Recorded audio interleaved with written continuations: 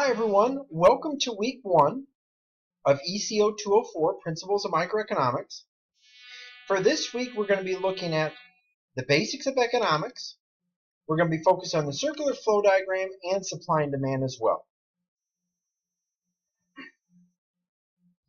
Now when we look at economics, economics is the study of how people, individually and institutions, make decisions about producing and consuming goods and services, and how about they face the problem of scarcity. Everyone has to make scarce decisions in economics. Economics is broken into the fields of microeconomics and macroeconomics. Microeconomics is looking at how individuals and businesses make decisions, where macroeconomics is looking at the economy as a whole and how the economy as a whole influences the decisions that we have to make.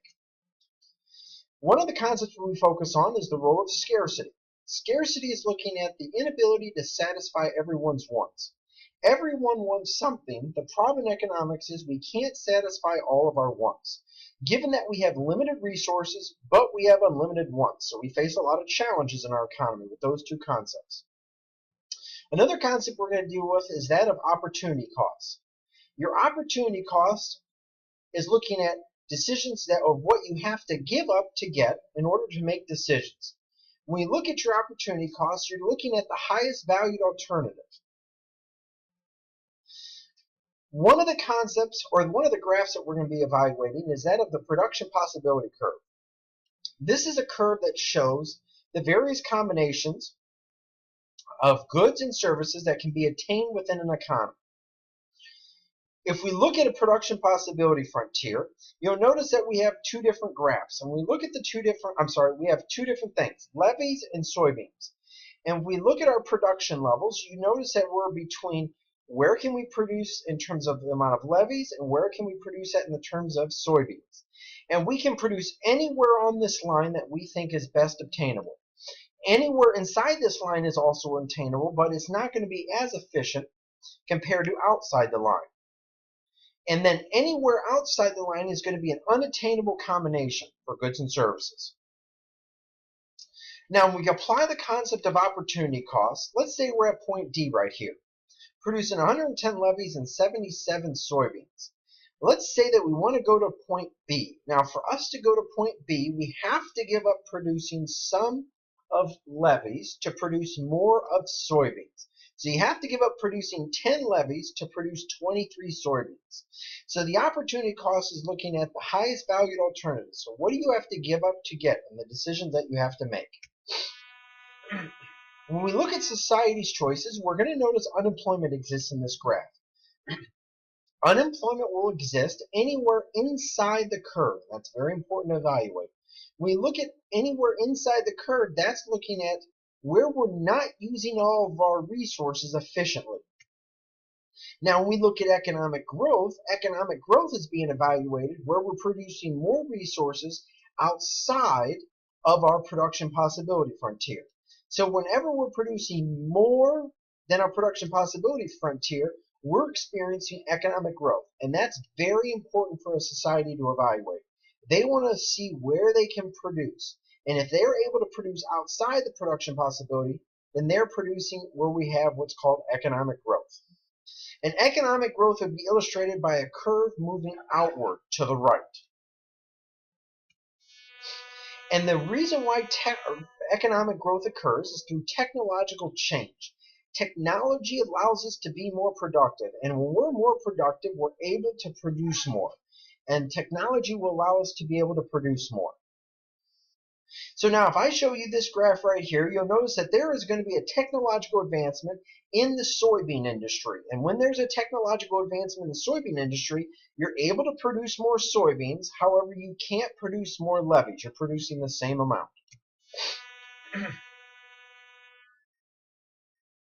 Now, the factors of production is another concept we're looking at. The factors of production is looking at entrepreneurship, land, labor, capital. You'll notice that entrepreneurs are very important to our economy, given that entrepreneurs are the ones that take the risks to make decisions. And when we look at entrepreneurs, you notice that entrepreneurs are going to be focused on taking risks to be able to make profits. And entrepreneurs are always trying to find ways to make more profit. That's one key thing to entrepreneur. They're the ones that are going to gather the land, the labor, and the capital to make appropriate decisions in our economy. Entrepreneurs are going to have to make or evaluate the three basic economic questions. What goods and services should be produced? How should the goods and services be produced? And for whom should the goods and services be produced? When we look at how they should be produced, you'll notice that we're looking at how firms think they should be produced based on what expectations are in the market. What goods and services should be produced are going to be looking at firms and in terms of what buyers want in the market. And for whom they will be produced, that is looking at who is going to be producing those various goods and services. Now, you're going to be producing them based off of who can afford them, the pricing mechanism, which is a very important concept to look at. Now, let's go to Chapter 3. Chapter 3 is going to be looking at demand and supply. When we look at demand and supply, we're going to be looking at the role of buyers. And buyers are very important to our economy. Buyers are looking at the demand. That makes up the demand for our economy, and they're focused on this concept of the law of demand. The law of demand is an inverse relationship between the price of a good and how much people are willing and able to buy. So when the price of a good increases, you'll notice the quantity demanded will decrease. And if we look at the demand curve, here's the demand curve right here, you'll notice it'll be downward sloping between price and quantity. Whenever we have a movement along this curve, it's reflected by a change in price. Whenever there's a change in demand, either to the left or to the right, you'll notice there's a decrease in demand and there's going to be an increase in demand.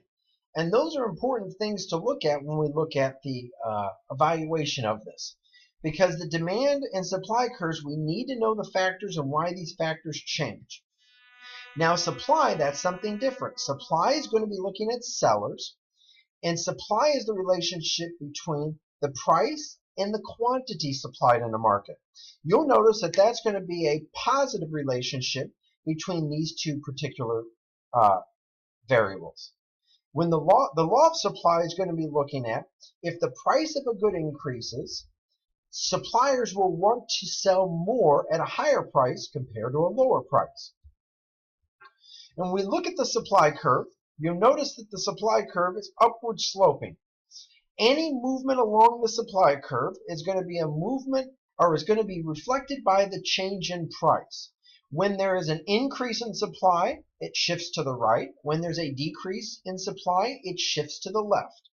The factors that will cause the demand and supply curve to increase are those determinants that you really need to focus on, because those factors will cause the demand curve to shift. Whenever there's a change in price, it will be a movement along the curve. Now, let's look at where we have demand and supply intersecting. Where demand and supply are intersecting, this is called equilibrium. And equilibrium in this market is 6 pounds and it's $3. That's the equilibrium that exists in this market. You'll notice that we have both a surplus and a shortage that's also available in the market. The equilibrium price is $3. However, sometimes markets are not in equilibrium. Let's say that you're selling a product and the price is at $4 because we don't know what to sell the product at. When the price is at, let's say, $4, you need to draw a line straight across and see, okay, it hits the demand curve at 4 million pounds. It hits the supply curve at 8 million pounds. So 4 million people want the good. 8 million people 8 million units will be on the supply or will be supplied in the market. That's going to be a surplus. And whenever a surplus exists in the market, you'll notice that there's going to be a decrease in price. Now, let's say that the firm lowers the price to $2. When the firm lowers the price to $2, let's go again here. At $4, at $2, you'll notice there's 4 being supplied in the market. 4 million pounds, and there is 8 million people that want it. That right there is going to be a surplus. A shortage that exists in the market. When there's a shortage that exists in the market, there's nothing on the shelf, firms will want to raise prices in the market. You'll notice that supply and demand is a very good, important concept for us to evaluate. It's looking at changes in the price level based on what buyers and sellers determine at the best, most appropriate price. You'll notice that prices are flexible, and that's very important that prices are flexible, because when prices are flexible, they will adjust based on supply and demand factors. So these are some of the course concepts that we're evaluating for this week. If you need additional resources, please let me know, but I look forward to your effort.